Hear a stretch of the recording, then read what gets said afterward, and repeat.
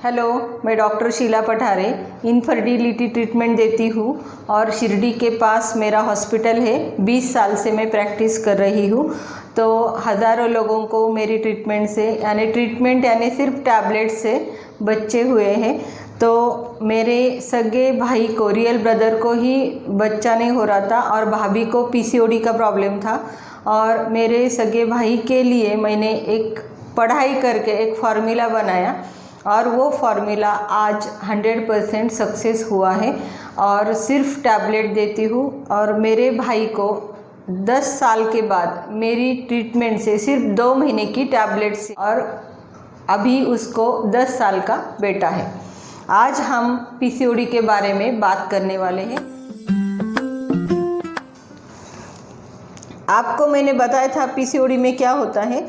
ये बच्चेदानी का पिक्चर है। ये मायांग रहता है, यहाँ पे बच्चेदानी होती है, यहाँ पे 2 फैलोपियन ट्यूब्स रहती है, यहाँ पे दोनों बाजू को 2 अंडकोश रहते हैं।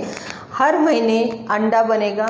ये महीने में राइट साइड में बना तो अगले महीने में लेफ़्ट साइड में बनेगा, फिर उसके अगले महीने में राइट साइड में बनेगा, फिर उसके अगले महीने में लेफ़्ट साइड पे बनेगा। दोनों तरफ भी अंडे एट अ टाइम बन सकते हैं और कभी कभी दोनों तरफ भी अंडा नहीं बनता है। अभी देखो, यहाँ पे अंडा बनेगा, यहाँ पे मल्टीपल सैक्स रहती है। सैक यानी फॉलिकल, उसमें अंडा रहता है यानी एग रहता है। तो पहले फॉलिकल में अंडा बनेगा, फिर वो बढ़ते जाएगा, बड़ा हो जाएगा और उसकी साइज़ 18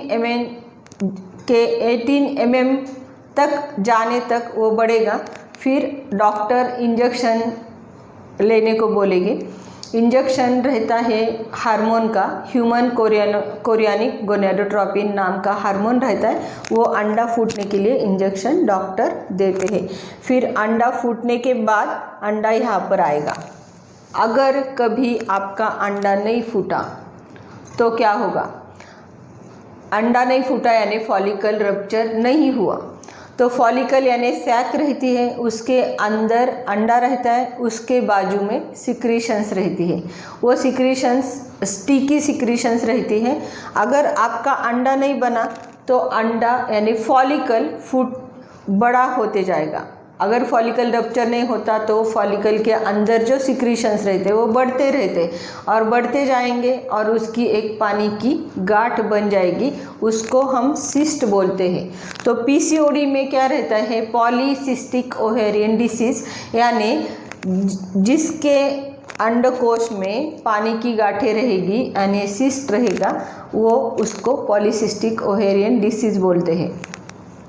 तो ये हो गई अंदर की बात। अगर आपका अंडा नहीं फूटा और सिस्ट बन गए तो पीसीओडी है।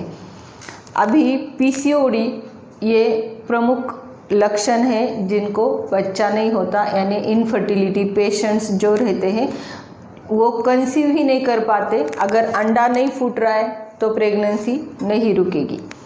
अभी देखो, आपको लक्षण क्या क्या रहेंगे, सिम्टम क्या क्या रहेंगे।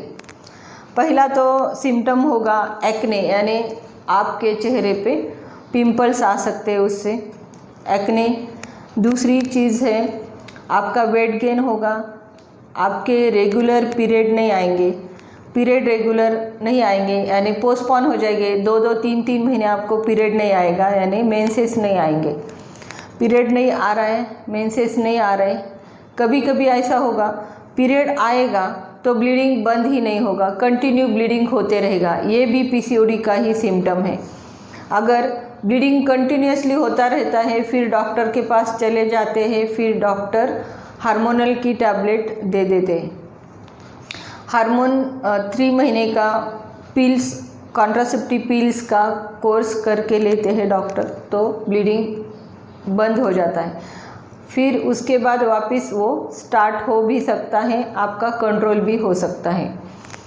वेट गेन ज़्यादा रहता है, चेहरे पे बाल आना, अनचाहे बाल आना चेहरे पे, पूरे बॉडी पे, चेस्ट पे, हाथ पे, पैर पे और अपर लिप्स पे, यानी अपने लिप के नीचे और ऊपरी हिस्से में बहुत ज़्यादा बाल आना और वो बाल थिक हो जाना।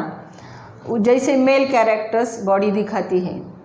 तो अपने जो अंडकोश रहते हैं ओवरीज बहुत सारे हार्मोन्स बनाती है, सेक्स हार्मोन्स बनाती है, मेल सेक्स हार्मोन्स भी बनाती है, उसको हम एंड्रोजन्स बोलते हैं, यानी टेस्टोस्टेरोन रहता है।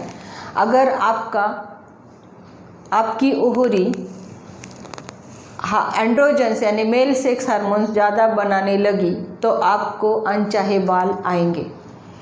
तो ये जो हार्मोनल इम्बैलेंस हो जाता है आपके बॉडी में, हार्मोनल इम्बैलेंस होने के कारण आपके अंडकोश यानी ओवरीज मेल सेक्स हार्मोन्स बनाएगी, यानी टेस्टोस्टेरोन हार्मोन बनाएगी, एंड्रोजन्स बन जाएंगे और इसके कारण आपके बॉडी के ऊपर बाल, अनचाहे बाल आ जाएंगे और वो थिक भी होते जाएंगे, यानी थोड़े से थिक बाल आएंगे, डार्क कलर के आएंगे तो आपको कॉस्मेटिकली बहुत बुरा लगेगा।